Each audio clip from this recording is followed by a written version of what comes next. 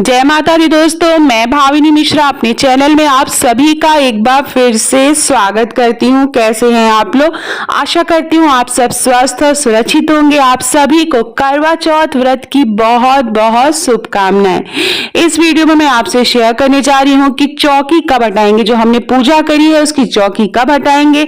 जो भी सामान हमने चढ़ाया है जैसे फल फूल माला श्रृंगार का सामान, सरई है, जल है, करवे में जो भर के रखा हुआ है उसका क्या करेंगे। जो फोटो है, चुनरी है, नारियल है, तो इन सारी चीजों का हमें क्या करना है, कैसे करना है, पारण कैसे करेंगे, व्रत के बाद हमें कौन सा काम नहीं करना चाहिए और उसके बाद हमें कैसे दान दक्षिणा करनी है, संपूर्ण जानकारी आपको इस वीडियो में मैं दूंगी। तो सबसे पहले मैं आपको बता दूं कि हमें सुहाग कैसे लेना रहता है पूजा के बाद। तो सुहाग लेने के लिए हमें माँ को 7 बार सिंदूर चढ़ाना होता है, फिर 7 बार अपनी मांग में लगाना होता है, फिर हाथ धो के 7 बार माँ को सिंदूर चढ़ाना होता है। तो जब भी आप चौकी हटाएंगे जो श्रृंगार का सामान है उसमें श्रृंगार के सामान में से आपको प्रसाद के रूप में जो है चूड़ियां, आप 1-2 चूड़ियां अपने हाथों में पहन लें, बिंदी लगा लें। जो भी श्रृंगार का सामान चढ़ाया है कुछ सामान प्रसाद के रूप में अपने पास रखेंगे।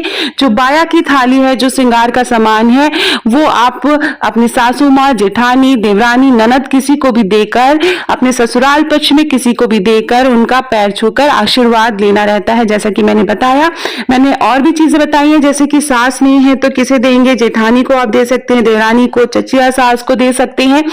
और अगर कोई नहीं है, आप अकेले रह रहे हैं, कहीं फ्लैट्स में रहते हैं, अलग रहते हैं, तो वहां पे क्या करेंगे, उनके नाम से आप बाया की थाली निकाल दें, फोन पर आशीर्वाद ले लें और जब मिलेंगे आप तब उन्हें दे सकते हैं। तो इस बात का हमें ध्यान रखना है। सास विडो है तो क्या करेंगे, आप उनके लिए कुछ पैसे, रुपए और दक्षिणा और कपड़े आप निकाल के उनको आप दे के उनका पैर छू के आप आशीर्वाद ले सकते हैं। और जो सुहाग का सामान है वो आप किसी सुहागिन महिला को दे सकते हैं। तो इस तरह से हमें बाया की थाली देनी रहती है। प्रसाद, जो पूजा के बाद प्रसाद जरूर ले लें। चौकी अगले दिन हटाएंगे, लेकिन जो प्रसाद है जैसे जो करवे के अंदर, बहुत से लोग करवे के अंदर भर के रखते हैं जो प्रसाद, वो पति को सबसे पहले खिलाना रहता है, बड़े बुजुर्गों को खिलाना रहता है, घर के सभी परिवार के सदस्यों को खिलाने के बाद खुद खाया जाता है। बहुत सी जगह पर मान्यता है कि जो चौथ का प्रसाद होता है वो खुद नहीं खाते हैं, तो आप किसी अगल बगल आस पड़ोस से लेके प्रसाद लेके खा सकते हैं। बहुत सी जगह खाया जाता है। तो ये जो करवे के ऊपर सारी चीजें रखी हुई हैं, ये देखिए, जो भी प्रसाद है उसे हटा लेंगे। तो प्रसाद जैसे सिंगाड़ा है, फल है, वो सारी चीजें हमें हटा लेनी है इस तरह से। और सबसे पहले जो करवे के ऊपर सामान जो आपने रखा है उसे आपको पति को खिलाना है। फिर ये प्रसाद आप बच्चों में बांट दें, आस पड़ोस में बांट दें, बड़े बुजुर्गों को बांट दें। तो इस तरह से प्रसाद वहां से चौकी से हटाना है। ये देखिए, अब चूंकि करवों में मैंने जल भरा था तो ये जल हम कहाँ डालेंगे, तो जल को आप किसी पेड़ पौधे में आप डाल देंगे, तुलसी की क्यारी में डाल देंगे। जिन लोगों ने करवे में जो है मेवा भरा हुआ है वो मेवा आप निकाल के रख लेंगे और उस मेवे को प्रसाद के रूप में अपने घर के सदस्यों में बांट देंगे। तो इस तरह से प्रसाद को हटा लेना है। कुछ प्रसाद आपको दक्षिणा में भी डालना रहता है। दक्षिणा का मतलब होता है कि एक दिन का सीधा निकाला जाता है, किसी पंडित को खिलाया जाता है। बहुत सी जगह धोबी को खिलाने की भी मान्यताएं हैं।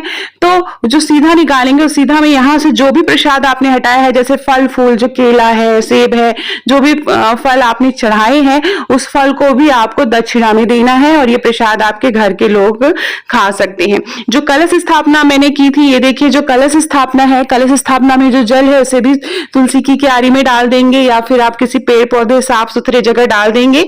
और जो है उसके बाद मैं बताऊंगी कि करवे का क्या करना है। जो मिट्टी के करवे लिए हैं उसका क्या करना है, या आपने पीतल का करवा है उसको, तो जो पीतल का करवा होता है उसे साल भर के लिए, उसको तो हमेशा यूज करते हैं पीतल के करवे को। जो मिट्टी का करवा होता है, इस मिट्टी के करवे को साल भर के लिए अनाज भर के आप अपने रसोई में रख देंगे तो ऐसा मान्यता है कभी धन धान्य की कमी नहीं होती है। ये जो सरई या सीकी हमने लगाई है इसका क्या करना है, तो इसको हम सरई या सीकी को किसी साफ सुथरी जगह, गार्डन में, आपके अगर आप फ्लैट्स में रहते हैं तो गार्डन में डाल सकते हैं, या घर है आपके तो आसपास किसी साफ सुथरी जगह सरई को किनारे आप रख दीजिए।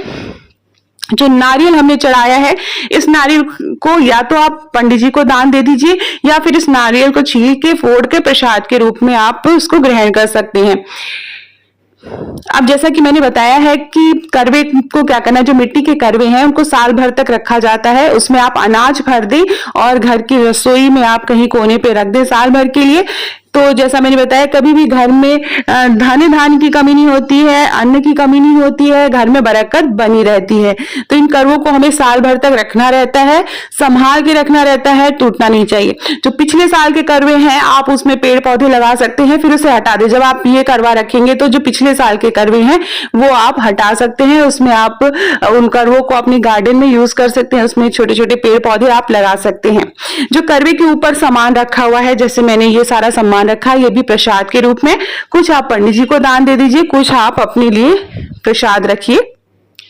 आप आस पड़ोस में भी ये प्रसाद आप बांट सकते हैं। तो बाकी चीजें जो श्रृंगार का सामान चढ़ाया है, तो देखिए जैसे मैंने बताया कि जो भी श्रृंगार का सामान, सुहाग का सामान, वो आप कुछ अपने लिए भी प्रसाद के रूप में रखेंगे।